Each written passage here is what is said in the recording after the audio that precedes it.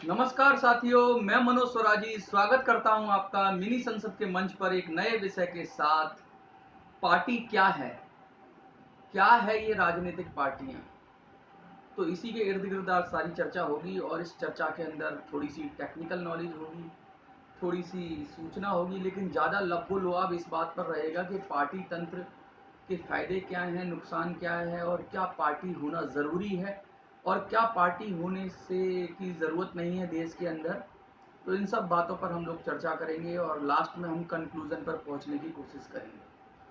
तो आइए शुरू करते हैं। पार्टी क्या है?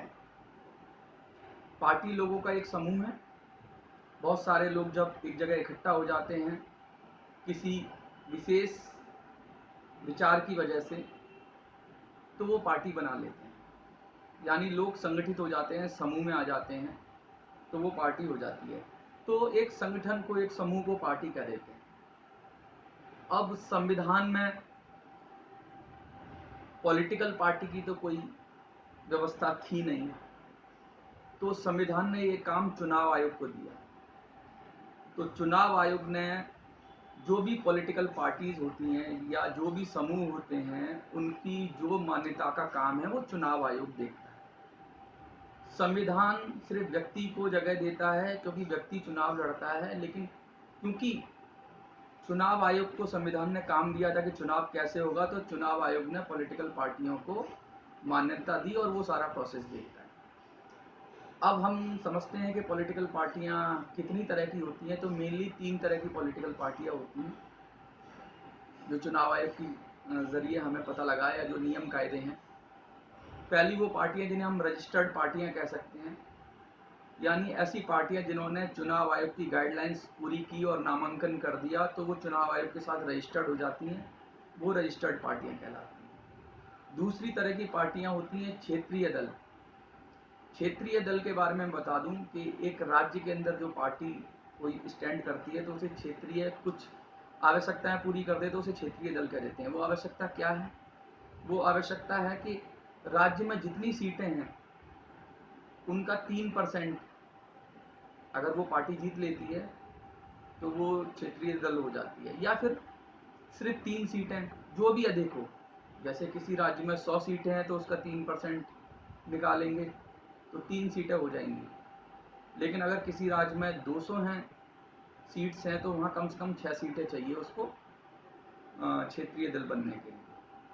एक और इसकी क्षेत्रीय दल की एक और कंडीशन है कि अगर ऐसा ना हो, उसको 3% सीट ना मिले या 3 सीट ना मिले, तो अगर उसको 8% वोट मिल जाता है उस राज्य में, तब भी उसे हम क्षेत्रीय दल कह देते हैं। यानी सिर्फ 8% जो पड़े हुए मत हैं उसका 8%, यानी 8% उसको वोट मिल जाए तो वो क्षेत्रीय दल हो जाएगा। तीसरी एक और कंडीशन है कि अगर उसको 6% वोट मिल जाए और एक लोकसभा की सीट हो, यानी जीता हुआ एक एमपी हो उसके पास, या 2 एमएलए हो, तब भी उसको क्षेत्रीय दल बना देंगे।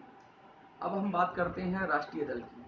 राष्ट्रीय दल के लिए भी 2% सीटों की व्यवस्था है कि अगर पूरे देश में उसको 2% सीटें, जितनी लोकसभा है उसकी 2% सीटें उसके पास हैं, तो वो आपकी राष्ट्रीय दल कहलाएगी। या फिर 3 स्टेट्स के अंदर 6% वोट होना चाहिए और 4 सीट, मतलब 6%, 3 स्टेट्स में जितना वोट पड़ रहा है उसका 6% वोट मिल जाए उसको, और 4 एमपी की सीट्स हों, तब भी उसको हम राष्ट्रीय दल कह देंगे। एक और व्यवस्था है कि उसके अंदर उसको 4 से अधिक राज्यों में क्षेत्रीय दल की मान्यता प्राप्त है। 4 से अधिक राज्य, मतलब 4 स्टेट्स में अगर वो क्षेत्रीय दल है तो उसे भी हम नेशनल पार्टी कह देंगे। अब हम अगली बात आते हैं कि पार्टी की विचारधारा क्या होती है।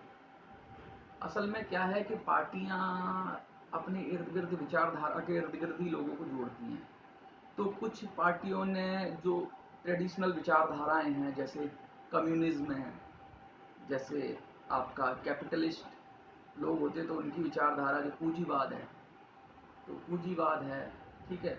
कुछ अभी नए समाजवाद है, या कुछ लोग कहते हैं कि राष्ट्रवादी पार्टी हैं। तो ये अलग अलग आइडियोलॉजीज हैं, इनको पार्टी अपनी विचारधारा बना लेती है और इसी के जरिए वो लोगों को प्रभावित करती है। अब कोई पार्टी अपनी भी आइडियोलॉजी बना सकती है, अपना अपना तरीका है उसका पार्टी का लोगों को जोड़ने के लिए, विचार के इर्द गिर्द होती है।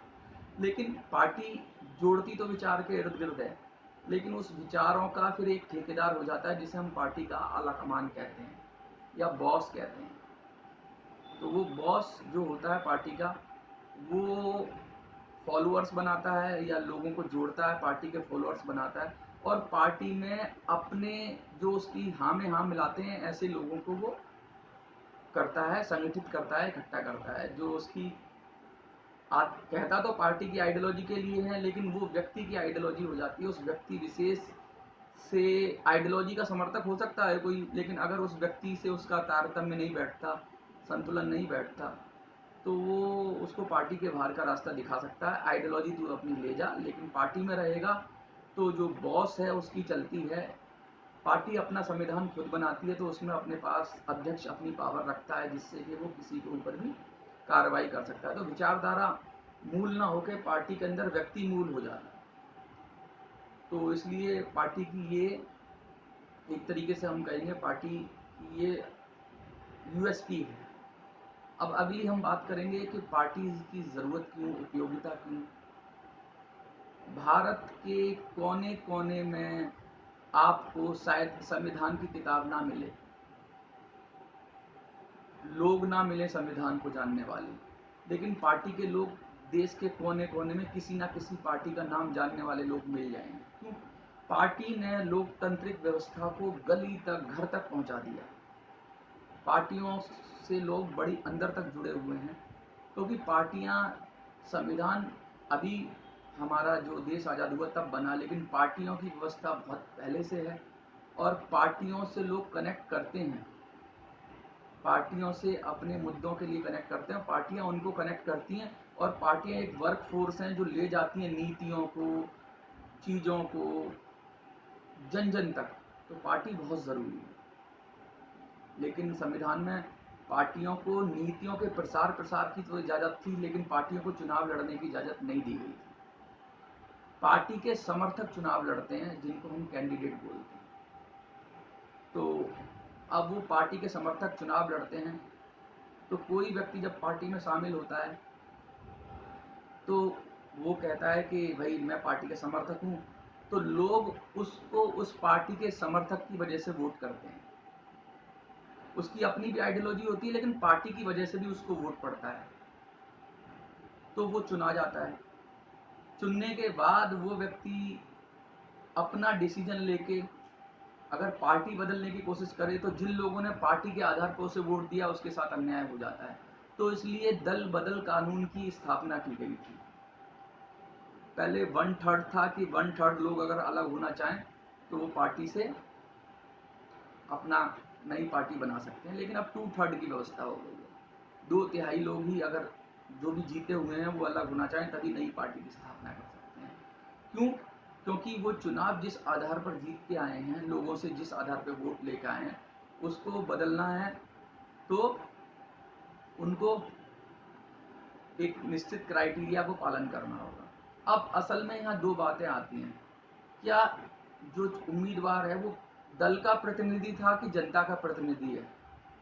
तो असल में इस व्यवस्था में, दल बदल कानून की व्यवस्था में, पार्टी का प्रतिनिधि हो जाता है वो व्यक्ति जो जीत के जाता है, जनता का प्रतिनिधि नहीं होता। तो इसमें भी समस्या है दल बदल कानून में। और दलों के साथ ये फ्रीडम है कि दल किसी भी दल से मिल जाते हैं, समझौता कर लेते हैं, कोलैबोरेशन कर लेते हैं, या फिर कहते हैं साझा पत्र बना लेते हैं, या चुनाव के बाद भी दो दल मिलकर सरकार बना लेते हैं। तो दलों को तो आज़ादी है, लेकिन व्यक्ति को आज़ादी नहीं है। व्यक्ति अपना मनचाहा दल जीतने के बाद नहीं चुन सकता, लेकिन दल हैं, उन्होंने अपनी आइडियोलॉजी पे वोट लिया, लेकिन किसी दूसरी आइडियोलॉजी से भी जुड़ के वो सरकार बना लेते हैं। तो ये व्यवस्था की बड़ी खामियां हैं, कमियां हैं पार्टी की। और पार्टी को बहुत ज़्यादा अब मजबूत कर दिया गया है, इंडिविजुअल सांसद या विधायक का हक मार दिया गया है। तो इसीलिए पार्टी तंत्र के को समझने के लिए हमें ये समझना होगा कि पार्टी का एक बैलेंसिंग होनी चाहिए। पार्टी की ज़रूरत है, लेकिन पार्टी अगर प्रत्याशी पर भारी पड़ जाएगी तो बहुत दिक्कत हो जाएगी। इसके साथ साथ हम ये बताना चाहते हैं आपको कि कुछ जो पार्टियां निश्चित हो जाती हैं, राष्ट्रीय दल या क्षेत्रीय दल, उनको कुछ एडवांटेज मिल जाती है, जैसे चुनाव चिन्ह की एडवांटेज मिल जाती है। उनके लिए एक घोषित चुनाव चिन्ह होता है जो पहले से ही होता है। लेकिन अब चूंकि फोटो भी लगने लगी है तो चुनाव चिन्ह का उतना रिलेवेंस रह नहीं गया है।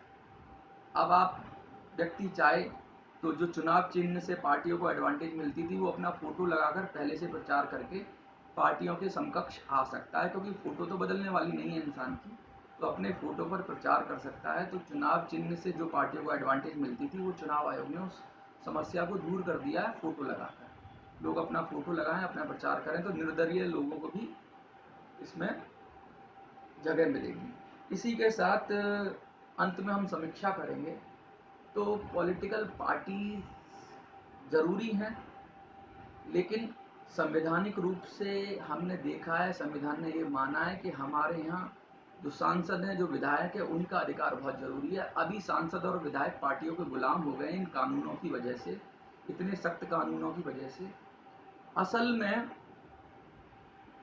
पहले पार्टियां गलत लोगों को टिकट देती हैं, फिर वो गलत लोग चुन जाते हैं। चुनने के बाद अब गलत आदमी है तो उसके लिए डंडा भी चाहिए, एक गलत कानून बन जाता है जो दल बदल कानून है।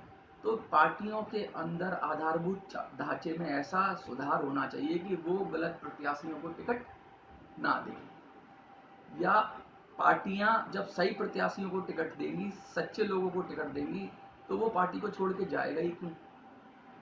और अगर पार्टी का आलाकमान गड़बड़ करेगा तो वो पार्टी को छोड़ के उसको जाने की आज़ादी होनी चाहिए। अगर किसी आइडियोलॉजी से कोई लोग जुड़े हुए हैं और पार्टी का आलाकमान उसे प्राइवेट लिमिटेड कंपनी की तरह चला रहा है, तो लोगों को आज़ादी होनी चाहिए कि उस पार्टी से निकले, क्योंकि पार्टी से भी ऊपर आइडियोलॉजी होती है, विचारधारा होती है।